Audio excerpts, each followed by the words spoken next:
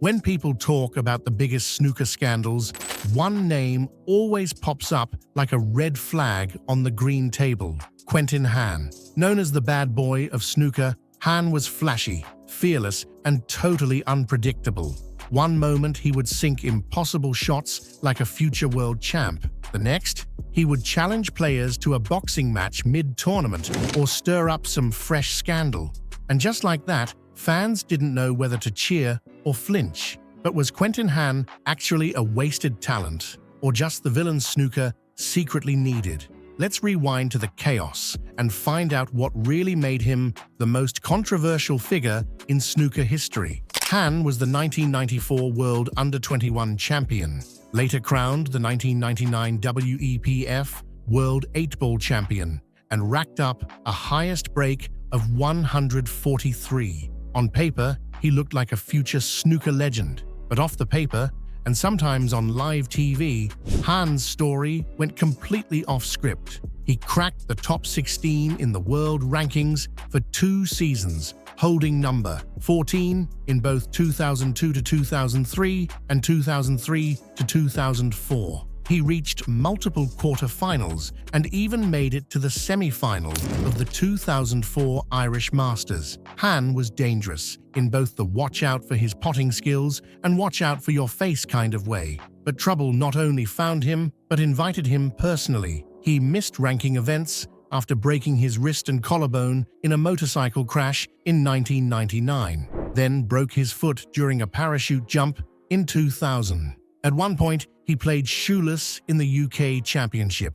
Yes, barefoot. Still, none of that compares to the moment when his villain era really kicked off. The time Quinten Hann challenged an opponent to a boxing match during a snooker tournament. Yep, that actually happened. And his target? None other than Andy Hicks. But how did it all start? At the 2004 World Championship, Quinten Hann faced Andy Hicks in the first round. Hicks, ever the calm and collected competitor, made it his mission to get under Hann's skin. And Hann, well, he didn't bother hiding his frustration. As the match went on, the tension between them escalated, and when it became clear that Hann was on the verge of losing, it all unraveled. He swore, got warned by the referee, and looked more like a guy stuck in traffic than a man trying to win a ranking event. Hicks stayed cool, took the match 10-4, and calmly ended Hann's run, and possibly his place in the top 16. But the real fireworks didn't start until the handshake. As Hann extended his hand, Hicks casually threw shade. "That's you out of the top 16 next season." Hann, never one to back down from drama, clapped back with the now legendary line, "You are short and bald, and you can have me outside whenever you want." And yes, he meant it. He was even caught on the broadcast yelling, "If you're man enough to go outside, I'll be waiting for you out there." Referee Laurie Annandale had to step in before the handshake physically turned into a haymaker. It turns out the beef had been simmering since mid-match. Hicks claimed Hann had poked at him earlier, bragging about past wins, which lit the fuse. Hicks then fired back at the end. He later admitted he regretted the comment, calling it out of character. But Hann was ready to rumble. He openly said he'd love to fight Hicks. And if you thought Hicks would laugh off such a wild challenge, you'd be wrong, because he not only accepted it, but also brought a backup. In a twist that feels more like a deleted scene from a sports comedy, Mark King volunteered as tribute and faced off with Quinten Hann in a charity boxing match. And believe it or not, Hann actually won. Hann doubled down on the chaos. Later that year, he ended up fighting Johnny McGee, a Gaelic footballer from Dublin, after publicly suggesting that Gaelic players weren't as tough as Aussie rules footballers. 3 rounds in, and Hann was seeing stars as McGee broke his nose and secured the win. A bad day for his face, a worse day for his ego. Yet behind all the punches, trash talk, and public disasters, there was real talent. At 13, Hann made a televised century break, becoming the youngest ever to do so.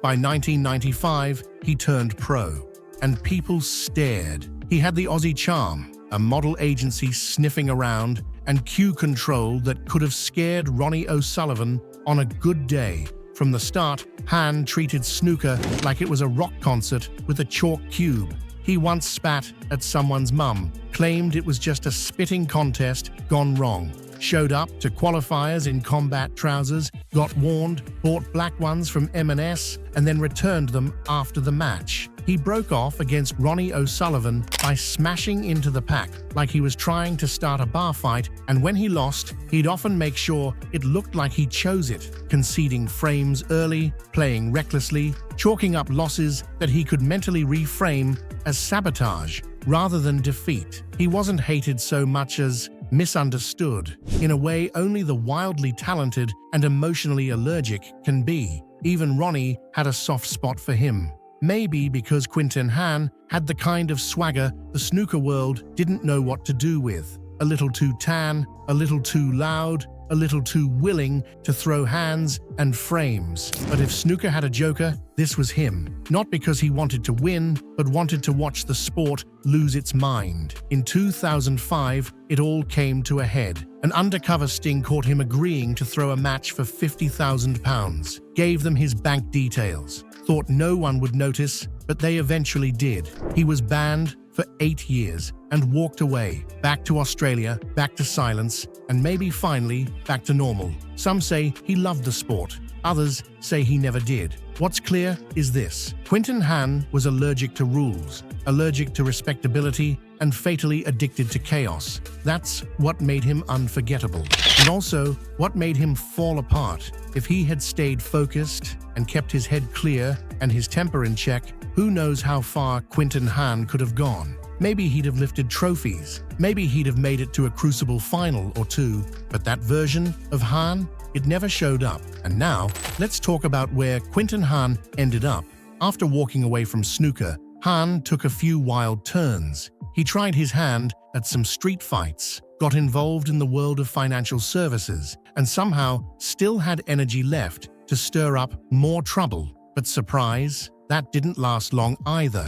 In October 2014, the Australian Securities and Investments Commission announced they were taking Hann to court. By then, he wasn't even using the name Quinten Hann anymore. He had switched it up to Quinten Hunter and was working as the general manager of a finance company called Monarch FX. Fancy title, but unfortunately, ASIC wasn't impressed. They temporarily banned both him and the company from offering any financial services. That ban lasted until November 2014, when the court hearing continued. As for what he's doing now, well, no one really knows. He stayed pretty quiet. But back in 2014, right in the middle of his financial drama, Hann decided to try something new: acting. Yep, he appeared in a film called John Doe, Vigilante, where he played a gun dealer. Not exactly a stretch, considering his love for dangerous energy. Still, it showed that he wasn't afraid to step into a whole new world when things got rough. And here's a fun fact before we end. Did you know Quinten Hann actually changed his name to James Sonny Quinten Hunter? Kind of strange, right? But sometimes, when you keep switching careers, you might feel like you need a new name to match the new profession. And that's all for today's video. Thanks for watching, and if you enjoyed this wild little journey, don't forget to subscribe.